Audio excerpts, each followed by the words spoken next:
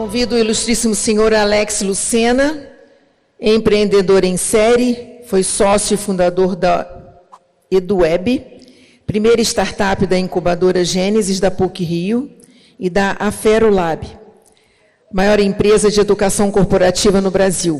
Sócio e diretor de inovação da The Green Hub, primeira aceleradora e incubadora na América Latina, ligada ao setor de cannabis. Vamos receber o senhor Alex com o tema Inovação e Oportunidades no setor da cannabis legal.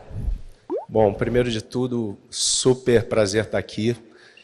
Queria, em nome de todos os filhos da PUC, que são vários, agradecer a forma carinhosa, o acolhimento da cidade, do reitor, da universidade.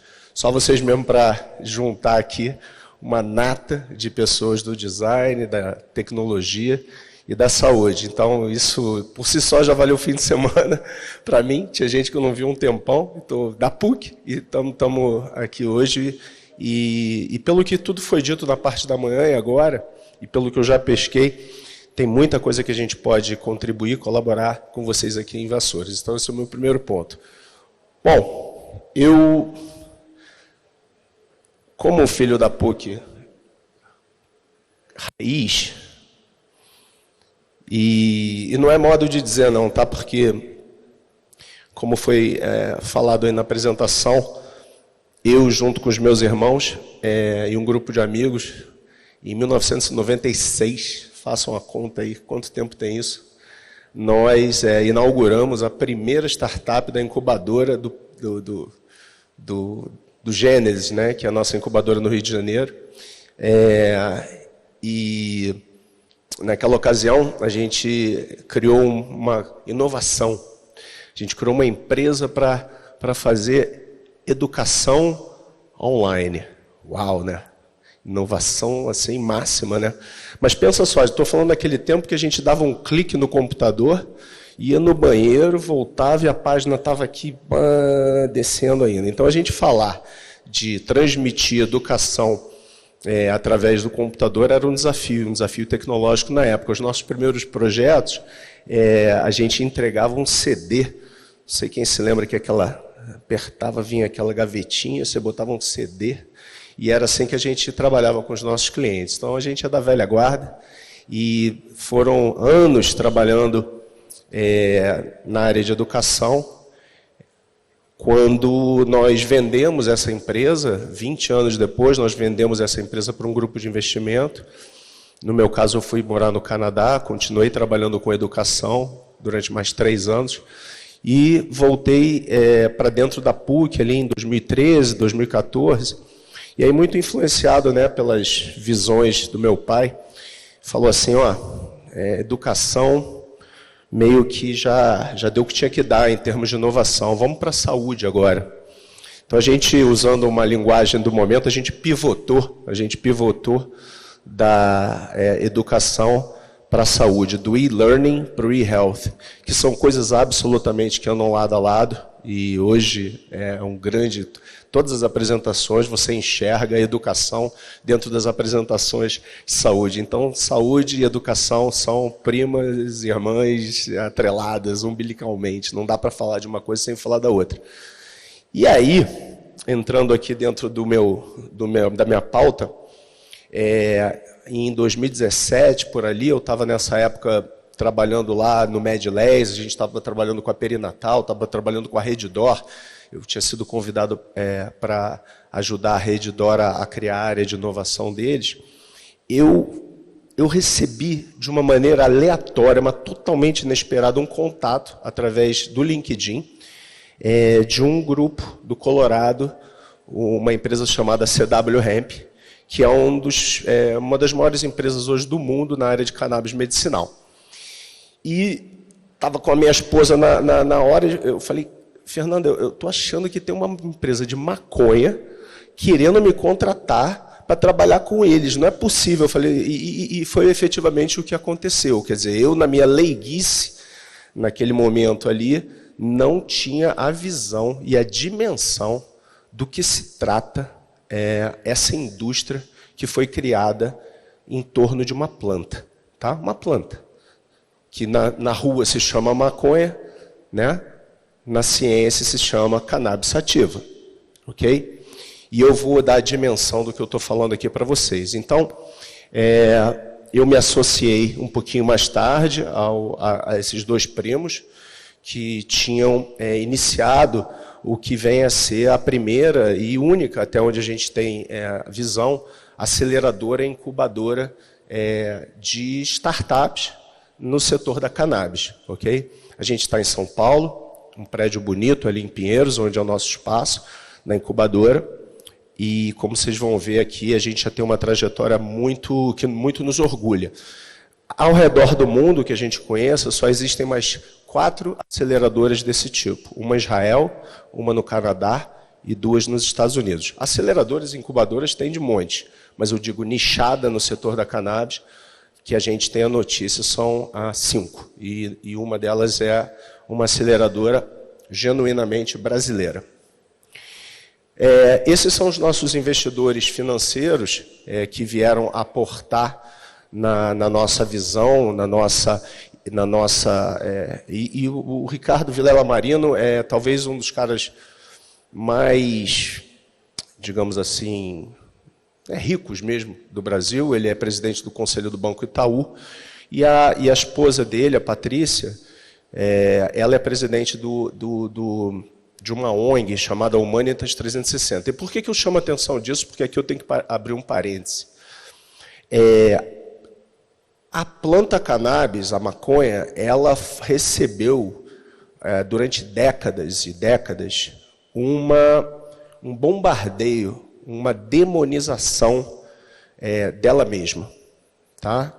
O que impediu, durante praticamente 40 anos, que a cannabis fosse sequer estudada ao redor do mundo, porque virou uma planta demonizada, uma planta do mal, né? Uma planta que os americanos, que foram os autores dessa campanha publicitária, dessa propaganda que deu origem, chamaram de marihuana.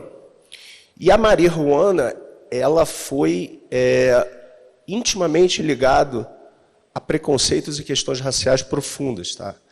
E muito no sentido lá nos Estados Unidos com relação aos latinos, com relação aos negros. E a gente precisa falar disso porque a indústria da cannabis que a gente está querendo construir ao redor do mundo é uma indústria que prevê inclusão, que prevê a participação. Não pode ser mais uma indústria de brancos, privilegiados, indústria farma. A gente está construindo uma indústria ao redor do mundo. Isso não é um movimento só nosso. Tá? Eu estive nas Nações Unidas agora em maio do ano passado, e para quem sabe o poder das palavrinhas ESG, né, que no inglês quer dizer Environment, Social e Governance, ou a preocupação com o social, isso é de uma importância absurda. Tá? Para vocês terem ideia, 80% da população carcerária do Brasil, que está lá por pequeno porte de cannabis, de maconha, no caso, é a população negra. Então, se você perguntar para mim, Alex, a maconha no Brasil está liberada, eu vou falar assim, depende para quem. Né? Ali na PUC, por exemplo, não que eu nunca tenha visto nenhum de vocês aqui mais jovens fumando maconha na PUC, pelo amor de Deus, mas assim, eu suponho que isso possa ter acontecido. Mas se você for pego, agora brincadeiras à parte, por um negro numa periferia, uma negra, essa pessoa vai para a cadeia. Então a gente está construindo uma indústria diferente, com isso na cabeça. E por que eu falo isso? Porque essa mulher, e eu sugiro que vocês acompanhem elas nas redes sociais, ela é sinônimo do que eu estou falando, por conta do que ela traz de volta para a sociedade, em função de todo o dinheiro e toda a riqueza que ela possui. Bom, então, adiantando aqui um pouco, pensa na Green Hub como isso aí, tá? Quer dizer, a gente está ali no meio, conectando o meio acadêmico.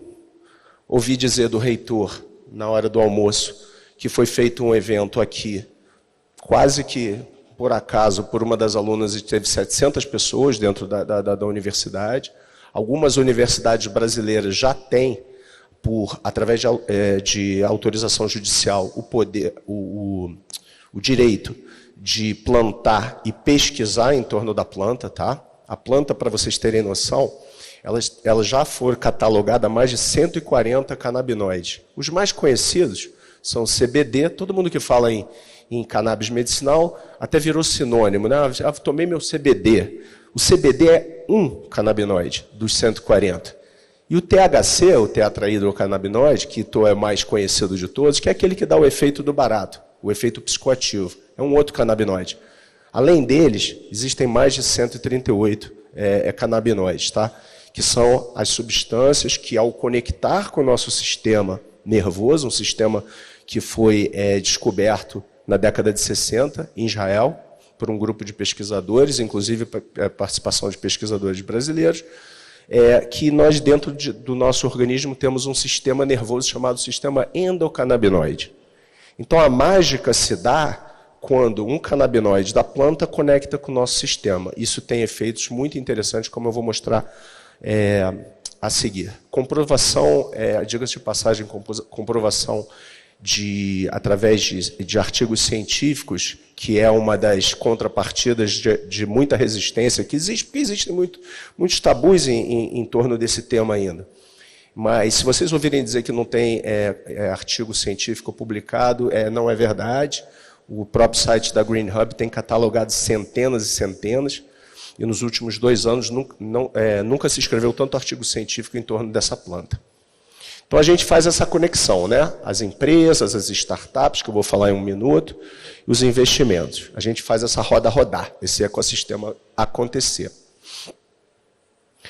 Bom, mas acima de tudo, e é o primeiro ponto, nós somos uma empresa de educação. Então, isso que eu estou fazendo aqui agora, eu considero como uma ação educacional, quer dizer, está trazendo informação de qualidade para abrir a cabeça das pessoas. Isso a gente faz o tempo todo. Qualquer post feito nas redes sociais pela Green Hub, eu ia falar EduWeb, quase eu vício de linguagem, ela tem o efeito de educar, tá? De trazer informação de qualidade. Pra vocês terem uma outra ideia e uma oportunidade que eu estava discutindo com o reitor hoje pela manhã. O sistema, e eu tenho que falar com o professor Biocchini lá atrás sobre isso também, porque é na questão da medicina canabinoide. A gente tem cerca de 500 mil de médicos no Brasil.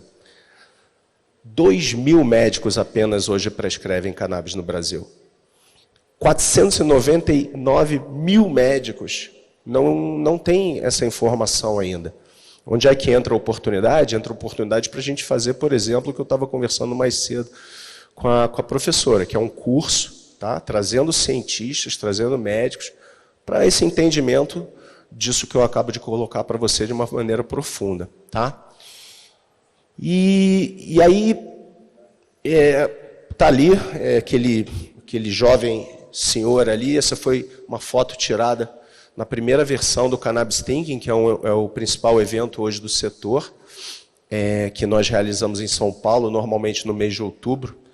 Ano passado nós também fizemos uma feira em São Paulo, chamada Cannabis Fair, teve 11 mil pessoas na feira durante 3 dias em São Paulo.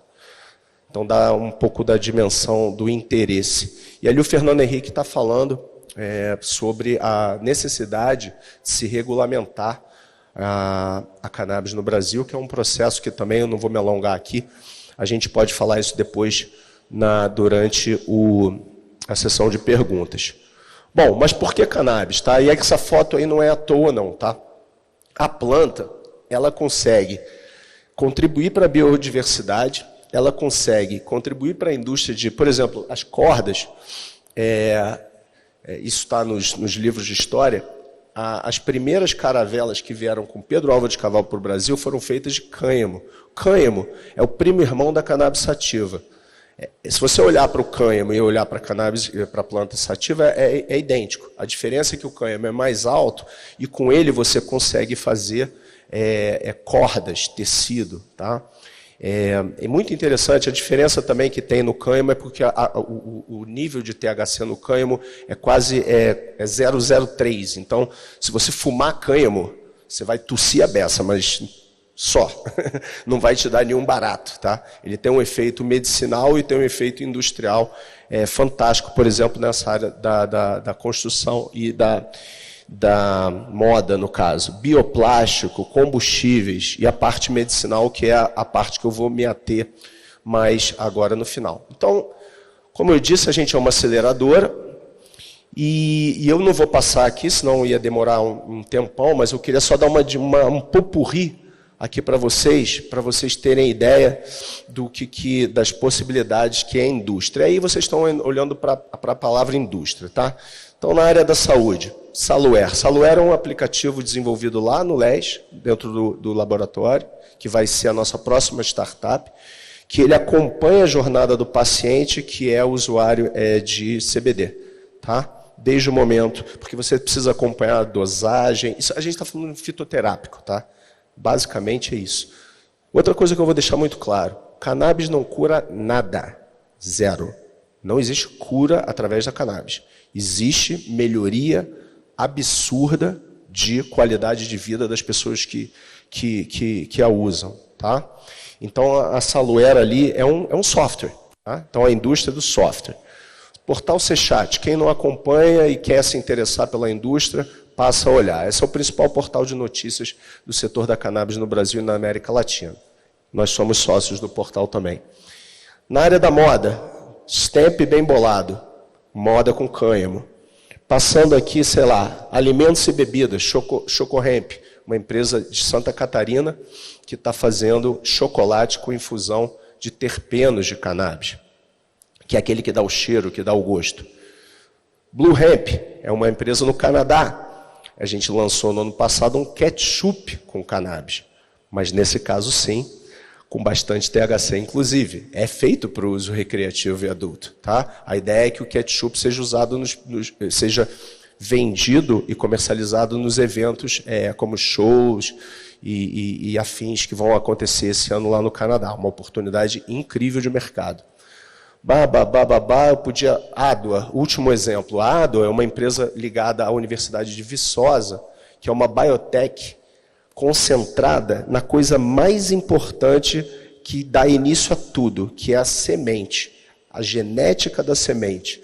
Então é possível, isso não é futurologia, isso existe, você cruzar a minha genética, o meu DNA, para você chegar numa genética de semente para criar uma planta que seja a planta do Alex, que vai cruzar especificamente comigo. Isso é o estado da arte, da medicina individualizada, penso eu. Então, a Adua é uma empresa que está dentro da Universidade de Viçosa, que é um exemplo legal aqui. Quem sabe um dia a universidade aqui não pode ter uma autorização aqui também para cultivo e pesquisa. Diga-se de passagem, eu fiquei sabendo, a poucos quilômetros daqui, existe uma das principais associações de cannabis do Brasil, que é a PEP, que é aqui na região. Me fiquei sabendo isso hoje pela manhã. Bom, medicinal e indústria. Então, o que é possível no Brasil hoje, Alex? Que você está falando isso, um monte de coisa aí, mostrou um monte de startup, mas o que temos para hoje no Brasil? E é esse recorte que eu vim trazendo para vocês com alguns números que eu vou apresentar, tá? A gente costuma dizer assim, antes de eu dar o próximo clique, que primeiro vem o medicinal, depois o industrial. Então, quando eu estou falando de fibra, eu estou falando de industrial. Quando eu estou falando de medicinal, eu estou falando de saúde. Quando eu estou falando de uso adulto, eu estou falando de, vocês entendem do que eu estou falando, recreativo. Estou falando de Amsterdã, Califórnia, Canadá, estou falando de Uruguai, que é aqui do lado, estou falando de países que hoje já têm a cannabis como uma fonte incrível de renda, por exemplo, para turismo. Tá? Da mesma maneira como é feito com vinho, nas vinícolas, como é feito com cerveja, como é feito na Escócia com a indústria do uísque. Você vai para lugares hoje e tem uma experiência canábica. Whatever that means. Bom, e eu nunca deixo de colocar essa tela, porque esse é um documentário que foi filmado, é um documentário lindo e emocionante, que está no Netflix, mas também está no YouTube, tá? Vai lá no YouTube que vocês veem, que é a história do início da legalização da cannabis medicinal no Brasil. Então foram 5 mães, que tinham crianças que sofriam de epilepsia refratária. Estou falando aqui de 40, 50 crises de convulsão dia, que começaram a adotar a cannabis e zeraram as suas convulsões, tá? Assistam, é lindo. Elas foram a Brasília, elas bateram lá na Anvisa, e foi daí que veio todo o movimento da legalização da cannabis no Brasil, ali na virada de 2015 para 2016. Assistam, não deixem de assistir, é lindo, tá? Gostaria de dar um spoiler, mas são 5 mães com 5 casos reais de vida real. Bom, então assim, eu estou trazendo estou na reta final da apresentação e eu achei legal trazer alguns números interessantes para vocês, dentro do Brasil, a oportunidade de mercado que a gente está falando. Então, esse aqui é a pizza de consumo de medicamentos na América Latina. Vocês veem que o Brasil tem ali mais de 40% do mercado. O brasileiro é hipocondríaco, ponto. Basta andar em Copacabana que você vai ver uma farmácia ao lado da outra e qualquer outro lugar aqui na rua, etc. Então a gente tem por hábito, a gente gosta de tomar remédio, né? O Brasil, quando a gente fala em saúde, a gente pensa em doença, né? A gente pensa em hospital, né? Se você der um Google no Google japonês, você botar saúde, você vai ver alguém fazendo yoga, a longevidade, um ancião. Aqui no Brasil não, é sinônimo de não saúde, é o meu modo de ver. Mas é fato. Isso, a indústria farmacêutica brasileira é uma das maiores do mundo. E aí, quando você dá um corte no que está nas principais enfermidades do brasileiro, e aí eu trago uma notícia bem chata para todo mundo, caso vocês não saibam, o Brasil está entre os top 3 países mais depressivos do planeta. Isso isso é uma pandemia. Para mim, quem tem filhos aí da geração millennium sabe que são raras as crianças, os jovens, que não sofrem de crises de ansiedade, de crises de pânico. Só para dar um exemplo. Burnout, não me lembro. É uma coisa que a minha geração certamente tinha. A gente vai até conversar isso um pouquinho mais aqui, dentro da sua abordagem, quer dizer, até onde a tecnologia também é responsável por isso. Levantando uma bola aqui para daqui a pouco. Mas isso é fato. E aí, quando você olha ali a lista das enfermidades, vejam você, a cannabis ela cruza e ela é parte da solução de grande parte daquilo que a gente está vendo ali. Durante a pandemia, nos Estados Unidos, por exemplo, os dispensários de cannabis foram considerados serviços essenciais. As pessoas ficaram tão deprimidas durante a pandemia, tão ruim, que o governo falou, não, deixa eu fumar maconha. Tá? E vocês sabem que hoje os Estados Unidos, não sei se sabem, mas 70% dos estados eles têm algum tipo de legislação, seja para uso medicinal ou recreativo. Tá? Ansiedade, enxaqueca é minha irmã. Minha irmã Fernanda, 20 e tantos anos de enxaqueca, está se tratando com cannabis e pergunte a ela. E por aí vai, tá? Epilepsia já falei, Alzheimer, enfim, são situações. Casos oncológicos, de recuperação oncológica, uma pessoa que acabou de fazer uma sessão de quimioterapia, chega vomitando com náuseas, não consegue fazer nada, e fuma um baseado e normaliza, consegue comer. Tá? Tecnicamente, o que está acontecendo foi o que eu expliquei. O canabinoide está conectando com o seu sistema endocannabinoide e essas coisas acontecem, até porque atua muito na parte inflamatória. Bom, então a gente tem essa linha de tempo. Hoje no Brasil, basicamente, a gente consegue o produto por 2 maneiras. Não vou entrar no detalhe aqui que não cabe, mas necessariamente uma prescrição médica. Tudo começa com uma prescrição médica, porque o brasileiro e a Anvisa entende que a cannabis é remédio. Muitas outras partes do mundo entendem que a cannabis é um fitoterápico, como eu falei. Então você vai no Canadá, você entra numa drugstore qualquer e tem lá uma oferta. Aqui não, no Brasil a gente precisa sempre começar por uma prescrição médica. Vai no médico, pega a prescrição médica, vai num site e importa. Apenas, o último número que eu tive foram 14 marcas que já conseguiram a autorização sanitária da Anvisa para distribuir através das farmácias. É muito tímido esse movimento, mas cada vez mais vocês vão conseguir, espero eu, em pouco tempo, irmos em qualquer farmácia na esquina e conseguirmos acesso ao produto. Aqui uma distribuição, ali um número, isso é um número baseado em estudos que fizemos e também de acordo com a Anvisa, cerca de 200 mil pacientes hoje no Brasil já se tratam com medicamento à base da planta. Tá? Sudeste majoritariamente. Bom, aqui eu trouxe esse chart porque esse é o grande problema no momento. Tá? O produto é muito caro ainda. Ele é inacessível à maioria da população. E aconteceu um fenômeno semana passada em São Paulo que foi comemorado por toda a indústria. Que o governador Tarcísio, centro-direita, importante dizer isso, que era será que vem aí a ciência vai ser, a ideologia vai vencer a ciência novamente? Mas não, ele sancionou e a partir de agora o SUS em São Paulo vem trazendo a cannabis como uma alternativa de terapia. Tomara que o governo federal, de esquerda, e aqui eu não estou fazendo política nenhuma, porque meu partido é cannabis, entenda o que foi feito e consiga a gente ampliar isso para todo o SUS no Brasil. Mas os preços são esses aí, tá? O maior preço a gente acha quase R$3.000 e o menor preço de produto hoje que a gente encontra no Brasil, R$263, que continua cá entre nós sendo bastante inacessível para grande parte da população brasileira. Esse é o gráfico de crescimento, tá? Então, mesmo apesar dos pesares, a gente está ali em 2023, né? O Brasil, a indústria da cannabis medicinal no Brasil já é uma indústria de 665 milhões, bastante significativo.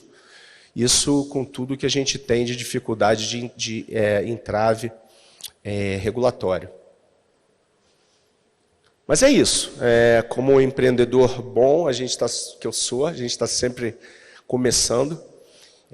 Deixo aqui para vocês o meu e-mail e vou ficar à disposição aqui para a gente bater mais papo, porque literalmente a gente está só começando, tá bom? Muito obrigado pela atenção de vocês. Posso chamar?